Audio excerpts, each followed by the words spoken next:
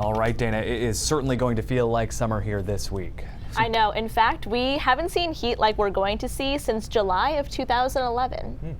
So that's why it's kind of important to take this heat wave seriously, because even though it is summer, it does get hot in the summer, this is pretty early. It's only mid-June, and we're going to be talking about temperatures in the 90s. But today, however, did not really feel that much like summer out there.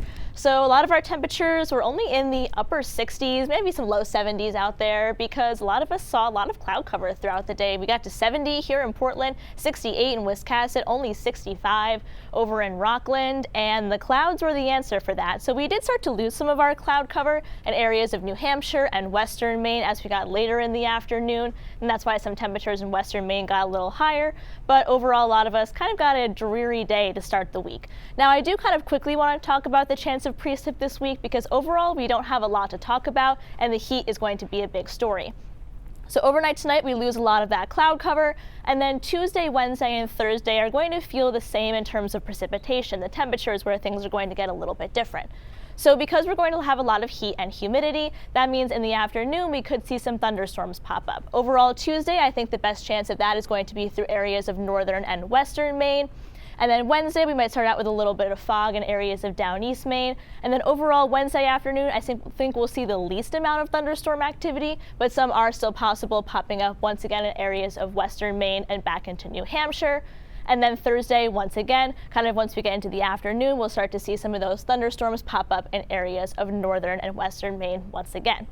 Now, before we start talking about the heat, I do want to have a quick refresher on the heat index. So overall, when the heat outside, say for example, in this example, it's 85 degrees, if we have low humidity, that allows the sweat to evaporate, and overall it makes you feel a lot cooler.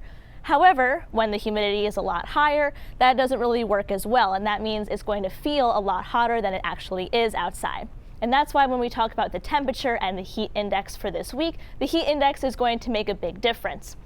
So Tuesday, the actual temperature is going to be in the mid to upper 80s. However, once we take the humidity into effect, it can feel closer to 95. And Wednesday and Thursday, when we're going to have our highest temperatures, it can feel like up to 105 degrees.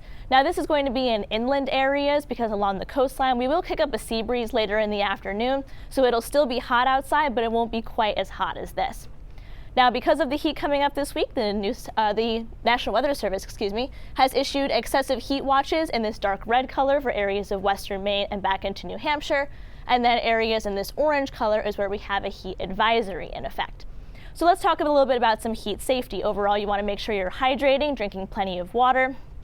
The sun is strong, so seek shade when outside, and try to avoid a lot of physical activity during peak heating hours, which is between 11 a.m. and 5 p.m. And make sure you watch your kids and pets. You never want to leave them behind in a hot car. Now, because it's also going to be very hot this week, you may want to do some swimming activities. However, any temperature of the water below 70 degrees is considered dangerous. So Sebago Lake is kind of right on the edge here, temperature being 68 degrees. However, the ocean is extremely cold, temperatures only in the 50s, so make sure you take extra precautions when going to the beach this week. Marine forecast sees 2 to 4 feet, water 57 degrees, so pretty chilly out there. So the 7-day forecast is going to feel very different than it did today. We're going to turn very hazy, hot, and humid as we get Tuesday through Thursday. That's when we're looking at that heat wave. Each day in the afternoon could see a couple of thunderstorm activity pop up. But we'll see some more thunderstorms and some more precip on Friday once we have a cold front go through. And that's when we're going to start to get some relief from the heat as well. Temperatures dropping down into the low to mid 80s.